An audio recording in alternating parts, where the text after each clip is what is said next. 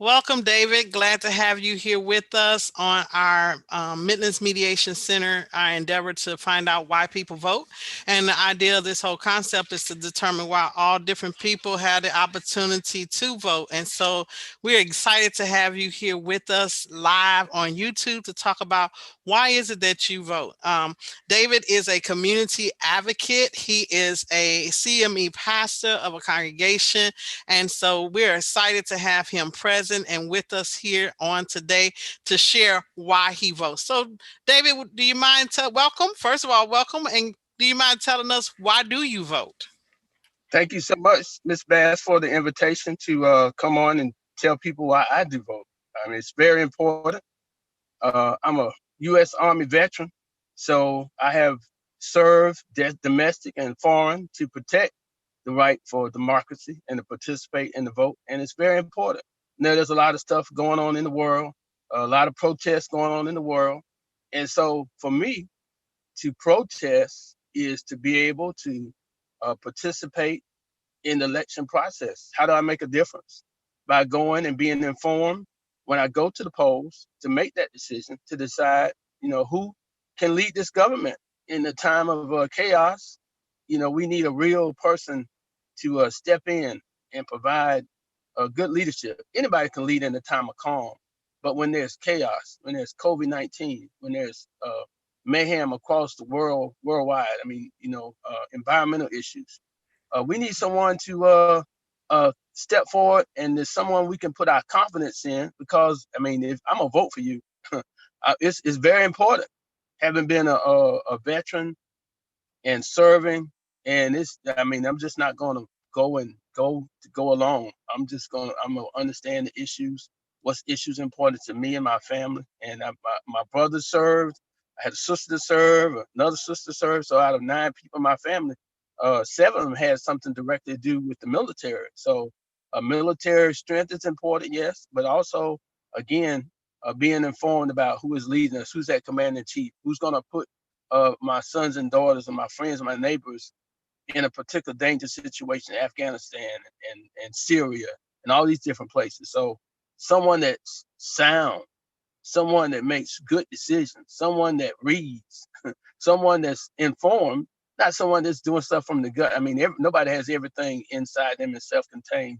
Someone has to, get information, and somebody that's willing to listen. That's a key point for me in leadership. If a person's not listening, I'm subject not to vote for them. So it's just important to get that person and, have them serve us and serve the people, not just one constituent, the left or the right. I don't like liberal, conservative. I don't even buy into those phrases. That's just talking points for me. Show me, versus just what's liberal, what's conservative. And then African Americans, if anything, my opinion, we're more conservative than some people would like to say that they're liberal.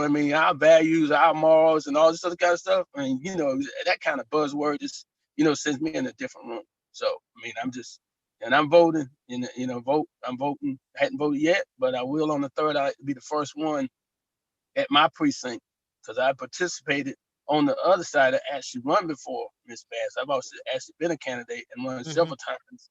My brother used to be mayor over in Batesburg, Leesville. And so we're a public service type family, and it's not self-service, not self-servant, but public servant. That's not what's going on now. And we can clearly see that's not what's going on now. So we need a change, in my opinion. So how do we change? We come out, we participate, and we are informed about what we're doing. Awesome. Thank you so much for sharing. So my second question has to be around in growing up, because it sounds like your family has always valued this thing called the vote in your community. So can you share with us what you were taught as a young person as it relates to voting?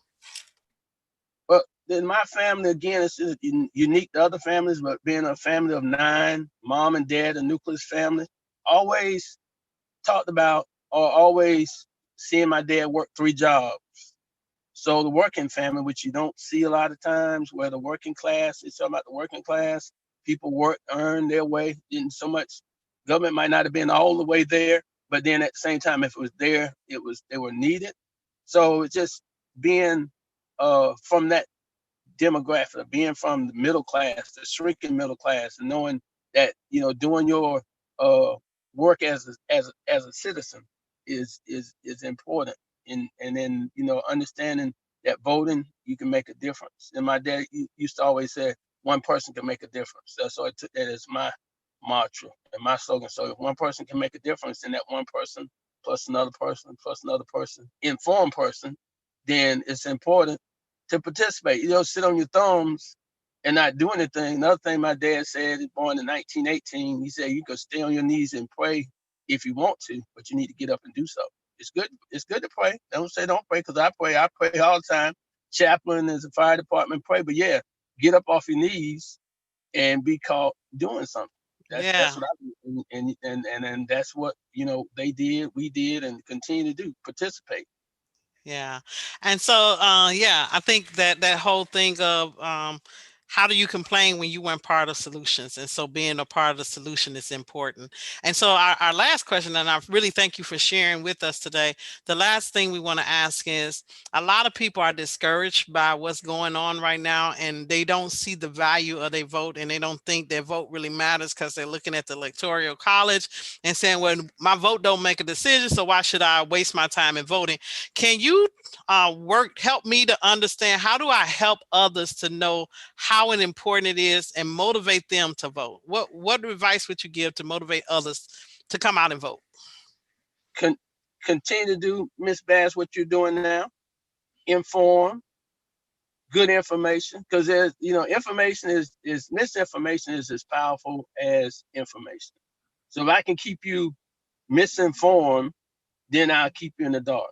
If I can tell you left is right and right is left, then you will be so confused you won't participate in the process. This conversation about the electoral college and how it's set up just for the pathway to victory, and what electoral college, and if it can be changed through moving it to all the states in order for it to change the Constitution. I'm not sure. Not being a constitutional scholar at all, but just knowing that's a part of whether the southern states would go with that, or the northern states, so they set up like that, so it has something to do with slavery and all this other kind of stuff. But the overall, get around all of that is just to participate in the process and to vote. I mean, Mhm. just come out. Don't sit home. Don't say woulda, shoulda, coulda, because you always get those that sit back. And I just came through a significant election over there with Miss Janika Farr, Mhm. and we have potential 4,000 people that could come to the polls, but Mhm. 1,200 people decided for the 4,000. But the Mhm. other 3,200, whatever, 38, to 2,800 is going to be complaining. So really, I don't want to hear from them at all, because you had a chance to come out when you had in 4 different elections, and the Mhm. numbers kept going down and down, down. And Mhm. versus, Uh, participate. yes. And then you can say something. But if you're not going to participate and you just going to sit back and say, well, they're going to do what they're going to do. Yeah, they're going to do what they're going to do, because you're not participating. And that Yeah. trickles all the way up to, like, with the Supreme Court now. Why is it doing like it's doing? And they're doing how they did President Obama, which I didn't understand how the senators could block his nomination. Mhm. It's like, to me, the Constitution says that the president sends it over. They supposed to, do their duties. If they don't do their duties, can they be impeached? Mhm. Can anybody raise that question at all? Because now they're saying this time they sending Barrett, or whatever her name is, over. They're sending her through, fast tracking her, because it's trying to get through. And the president saying, "Oh, this is a fake election," and all these stuff, and this, and a bunch of misinformation to get people all hysterical, just because this guy has no idea about the office that he's in. Mhm. One senator from Tennessee who left, he said he was hoping that Trump would rise to the office of presidency. He wished he become presidential. This guy has not become presidential at all. I mean, how does someone give a presidential freedom award to someone that's a known uh, a bigot or hatred? This Rush Limbaugh. And at the State of the Union, no less, you can give somebody an award that's supposed to be promoting peace. That's not what they got promotes. I mean, he Mhm. just is one-sided, and yet you're gonna give him, you pandering to what you say your base. Mhm. That kind of stuff, and that's sort of off on the rail. But it's just a matter of educating people, know that your vote does count, that you need to participate. I'm sort of excited that it's been so many that's coming absentee early now. We just Mm-hmm. hope that when that stuff comes in, the votes come in, that they're not being, kicked out like it was in Pennsylvania.